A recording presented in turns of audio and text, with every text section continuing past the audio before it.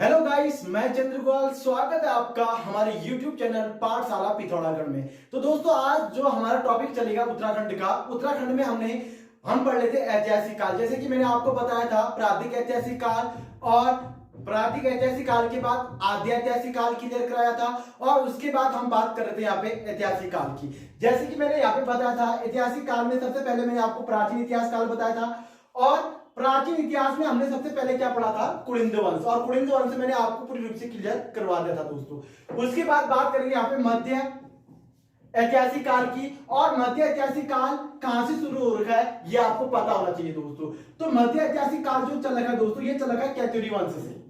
सबसे पहले ध्यान दीजिएगा आप लोग, कैथुरी वंश से मध्य ऐतिहासिक काल स्टार्ट हो रखा है। और यहाँ पे इनकी जो कुछ साक्ष्य जो प्राप्त हो रखे हैं वो कहां से हो रखे हैं, मैं इसके बारे में थोड़ा सा डिस्कस करूंगा दोस्तों।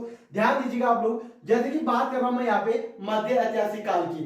अब मध्य ऐतिहासिक काल में जो भी हमारे उत्तराखंड में कुमाऊं या गढ़वाल की बात कीजिएगा आप, जितने भी जागर होते हैं या लोक गाथाएं होते हैं, उनमें सबसे ज्यादा जो प्रचलित किया गया है या सबसे ज्यादा जो वर्णित किया गया है वो कैथुरी वंश का वर्णित किया गया है दोस्तों। उसमें बताया गया है कि कैथुरी वंश का शासनकाल कैसे चला, और इसके शासनकाल में क्या क्या मुख्य साक्ष्य रहे और क्या क्या रहे, ये बताया गया है दोस्तों। लेकिन यहां पे बताया गया है कि इनका शासक था या इनका जो पौराणिक जो ग्रंथ था उसमें बताया गया है कि ये बाद में अलग अलग रूप से क्या हो चुके थे, हो चुके थे, ये मतलब अलग रूप से विस्तारित हो चुके थे। उसके बाद जब ये विस्तारित हुए तो इसका फायदा किसने उठाया, हमारे पड़ोसी राज्यों की बात करें या पड़ोसी देशों की बात करें, वहां पे इनका क्या उठाया गया, फायदा उठाया गया, जिसके कारण अलग अलग रूप से इन पर क्या किया गया, लगातार आक्रमण किया गया दोस्तों। जब इन पर आक्रमण किया तो इस कुलिंद वंश का जो सबसे शक्तिशाली जो राजा माना जाता है, जो सबसे शासक माना जाता है, वो ब्रह्मदेव को माना जाता है दोस्तों। ब्रह्मदेव को माना जाता है, और यह सबसे शक्तिशाली राजा माना जाता है, जिसके कारणवश बहुत अच्छे कार्य भी हुए और बहुत गलत कार्य भी हुए दोस्तों। लेकिन इनको पूरी रूप से समाप्त करने का, यानी कुलिंद वंश को पूरी रूप से समाप्त करने का यहां पे नेपाल के राजा अशोक चल्ल को माना जाता है। और अशोक चल्ल ने 1191 से 1193 के बीच में कैथुरी वंश पर क्या कर दिया, आक्रमण कर दिया। और जैसे ही आक्रमण किया, इनको पूरी रूप से क्या कर दिया, समाप्त कर दिया। जिसके बाद चंद राजवंश की क्या हो जाती है, शुरुआत हो जाती है दोस्तों।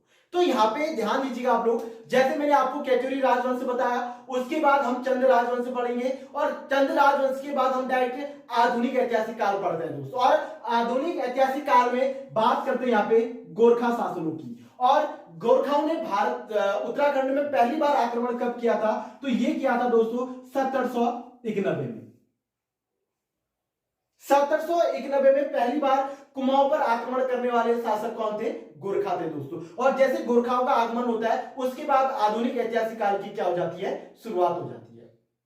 तो आज का टॉपिक हमारा क्या था, यहाँ पे मध्य ऐतिहासिक काल। और मध्य ऐतिहासिक काल में हमने क्या पढ़ा, यहाँ पे कुलिंद वंश। और कुलिंद वंश के बारे में मैंने आपको बता दिया है। उसके बाद जो हम पढ़ेंगे यहाँ पे गोरखा शासन या चंद शासन, उसके बारे में आपको बताएंगे कि किस टाइप से इसका रीजन रहा होगा। तो आप हमारे वीडियो को कंटिन्यू देखिएगा दोस्तों, और आगे वीडियोस के लिए आप लोग हमारे चैनल को सब्सक्राइब और लाइक करना बिल्कुल भी ना भूलिएगा। जय हिंद, जय भारत, जय उत्तराखंड।